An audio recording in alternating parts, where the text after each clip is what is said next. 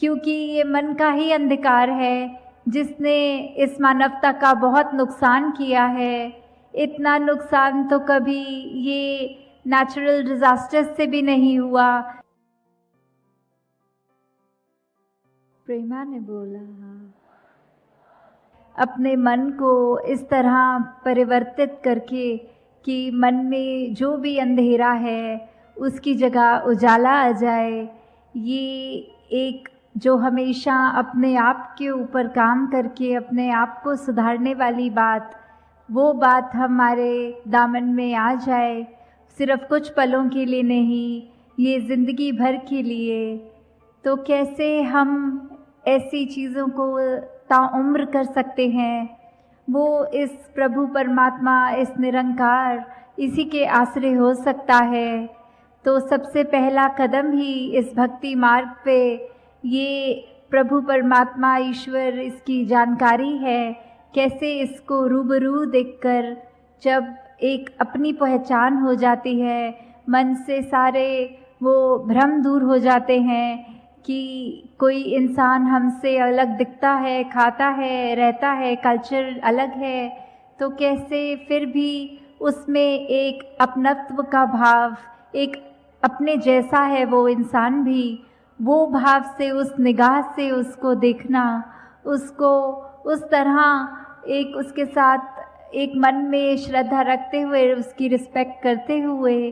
कैसे हर एक में, चाहे वो कहीं से भी आए हों, तो कैसे फिर भी अपनी ही झलक, अपना ही अक्स सामने वाले में भी देखना। तो जब ये ब्रह्म ज्ञान की प्राप्ति हो जाती है तो मन परिवर्तित हो जाता है। मन फिर हमेशा एक सहज भाव में रहना चाहता है, एक स्थिर रहना चाहता है, एक शीतल उस एहसास में कि चाहे बाहर गर्मी हो, सर्दी हो, बरसात हो, कुछ भी हो, तो भी एक मन में हमेशा ठंडक रहती है। ये एक आनंद की अवस्था, ये ब्लिस की जो बात की जाती है कि एक हैप्पीनेस से भी ऊपर इवॉल्व्ड जो स्टेट है वो ब्लिस की है, कि कैसे इसमें हमेशा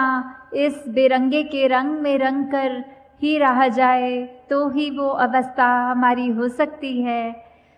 तो एक आज यहाँ जब हम आए हैं तो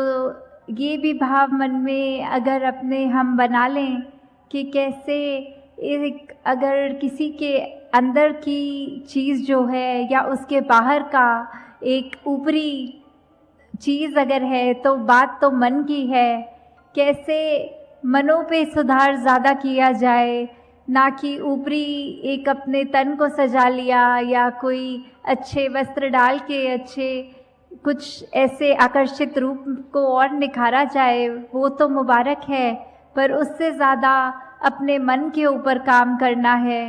क्योंकि ये मन का ही अंधकार है जिसने इस मानवता का बहुत नुकसान किया है। इतना नुकसान तो कभी ये नेचुरल डिजास्टर्स से भी नहीं हुआ जितना मनों की नफ़रतों ने नुकसान किया है इस संसार पे। तो कैसे हमने अगर ये भाव मन में धारण कर लिया कि हम एक दूसरे के मनों तक पहुँचेंगे, उनको आदर सत्कार देंगे, मन से अपने वैर, ईर्ष्या, नफ़रत इत्यादि ऐसे भावों को दूर करेंगे, तो ही वाकई हमारा मन वो मंदिर बन जाएगा। वो मन फिर हर एक को यही चाहेगा कि हर एक के जीवन में अमन हो, शांति हो, सुकून हो। कैसे फिर हमारी आदत वो ज़ख्मों पे मरहम लगाने वाली फितरत हमारी बन जाएगी। तो जैसे अभी शहर में भी कितनी बारी देखा है, शहर का नाम बदल गया है, कभी बम्बई था, फिर बॉम्बे, फिर अब कुछ सालों से मुंबई है। तो अगर उदाहरण के तौर पे देखा जाए तो सिर्फ शहर का नाम ही बदला है, बाकी जो शहर के जो नज़ारे हैं वो तो वही रहे, चाहे नाम भी बदला गया। तो ये शहर के उदाहरण से अगर हम ये देखें कि जो मूल है वो तो वैसा ही रहता है, चाहे ऊपर से कुछ चेंजेस हुए भी हों, तो वही हमारी आत्मा, हमारा मूल ये परमात्मा है जो उससे जब आई है और हमारे अंदर है, तो फिर हम चाहे कहीं पे भी आस्था रखते हों, कैसा भी हमारा एक रहन सहन का तरीका हो, तो बात यही है कि उस आत्मा पे फोकस करते हुए अपने स्पिरिचुअल एस्पेक्ट को और मजबूत करते हुए हमने इस जीवन के छोटे मोटे ये मनमुटाव से, तंगदिलियों से उभरना है, इस विशालता की ओर जाना है। और कैसे फिर हमें ये पता लगेगा कि जब हम इस निराकार के साथ जुड़ गए, ये तो अपने आप में इतना स्थिर है, इतना मजबूत है, ये किसी भी स्थिति से बदलता नहीं है, डगमगाता नहीं है। तो जब हम इतने इस विशाल के साथ जुड़ जाएंगे, तो हमारे जीवन में भी कैसी भी स्थिति आए, वो हमको डगमगाने पे मजबूर नहीं करेगी। तो ये हमने ही सोचना है कि हमें स्थिर होना है, तो कैसा होना है स्थिर। देखा जाए तो अगर एक छोटा सा तालाब देखते हैं, एक पॉन्ड देखते हैं, तो उसमें भी काफ़ी बार एक स्थिरता तो होती है, पर वो कीचड़ का रूप वाली स्थिरता आ जाती है, उसमें बहुत ही गंदगी होती है। और दूसरी ओर अगर देखें तो ये समुद्र भी, ये सागर भी बहुत स्थिर है, सिर्फ उसके एक किनारों पे भी सिर्फ वो लहरें उछलती हुई दिखती हैं, पर अगर समुंदर जहाँ सबसे ज़्यादा गहरा होता है, वहाँ वो कितना स्थिर होता है। तो ये चुनाव हमारा है कि हमें एक कीचड़ की तरह एक स्टैग्नेटेड रूप में अपनी सोच को वैसा स्थिर करना है, या इतने विशाल के साथ जुड़ के फिर वो मन पे स्थिरता लानी, अपने जीवन पे, अपने इस निरंकार के एहसास से जो जो एक अच्छे गुण जीवन में आए, वैसा हमें स्थिर होना है, संभलना है। और फिर एक बार जब हम खुद इस निराकार से जुड़ के संभल जाते हैं, तो फिर हमारे को फिर वो एक शक्ति भी मिलती है कि अपना जीवन तो सुधार रहे, पर सामने भी किसी का भी जीवन हो, किसी रूप में भी किसी को हम जानते हों, तो उसको भी हमारे कर्मों द्वारा ये बात एक पता लगे कि कैसे हमारे जीवन में क्या अलग है जो औरों से अलग दिखता है। तो कैसे इस परमात्मा के आश्रय होकर हमें हर पल अपने जीवन का इसी मार्ग पे चलना है, जिससे भक्ति भी मजबूत होती चलती जाए। फिर कैसे हम अगर ये देखें कि एक संसार में जहाँ रह रहे हैं, जितनी उपलब्धियाँ हमने की हैं वो मुबारक उपलब्धियाँ हैं, पर उनसे ज़्यादा एक असली रूप में एक अच्छा इंसान बनना वो सबसे बड़ी उपलब्धि है।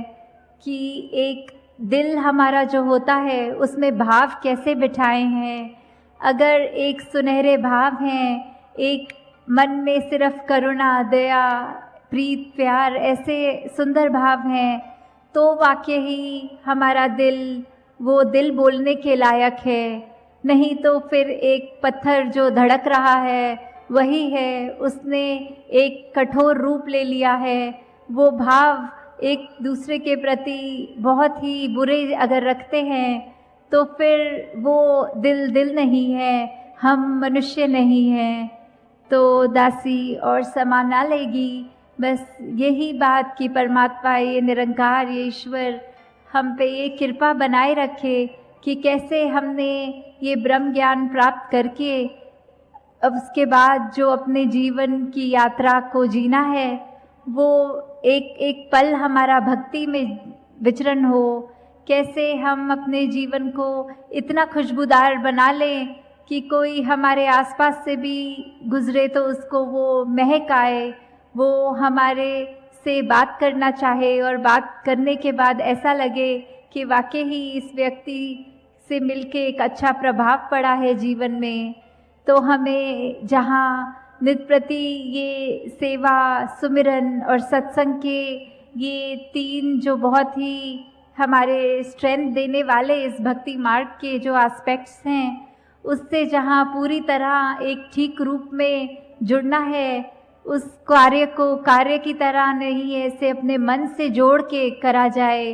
तो दातार कृपा करे सभी पे कि जहाँ सेवा सुमिरन सत्संग के ये भाव आए मन में और दृढ़ भी होते जाए, वहीं हम अपनी भक्ति को भी और गहरी करके इस संसार के लिए वरदान बन सकें। तो जैसे अभी सत्संग में भी जिक्र हो रहा था कि मुंबई में पहले ये महाराष्ट्र का संत समागम कितने वर्ष लगातार हुआ और इस साल चाहे नासिक में हुआ, तो भी आप सब ने जो वो उत्साह दिखाया वहाँ पहुँचे हैं, तो दातार वही कृपा बनाए रखे कि ये सत्संग का भी जज्बा, ये समागम का भी ये एक अपने ऊपर सुधार करने की जो बात होती है, तो ये जज्बा भी कायम रहे और ये सेवा भी इस ग्राउंड के लिए भी पिछले 10 दिनों से जो सब करते आ रहे हैं, वो भाव सेवा का भी, वो भी एक बहुत खूबसूरत एक सरेंडर्ड भाव में अपने आप को अर्पण करने वाली बात रखते हुए जो करी गई। तो दातार सभी पे कृपा करे कि तन मन धन सभी के सुख हर एक को मिले, और ये अपने आप में हमें एहसास रखते हुए हर पल को जीना है कि इस निरंकार में हम वैसे जी रहे हैं जैसे मछली पानी में जीती है। तो बिना इस पानी के जिस तरह वो मछली का भी गुजारा नहीं, इस परमात्मा का एहसास अगर हमारे अंदर से कुछ समय के लिए भी निकल जाता है तो वो भी हमारा जीवन एक तरह उन पलों के लिए तो जिया ही नहीं गया, वो हमारी मौत उस समय एक तरह से आ गई है। तो हम हर पल इस निरंकार के आश्रय इससे लिव जोड़ के भक्ति में मगन होते हुए ये पूरी अपनी भक्ति की यात्रा जीवन काल में करें। सात संगत जी, धन्यवाद जी।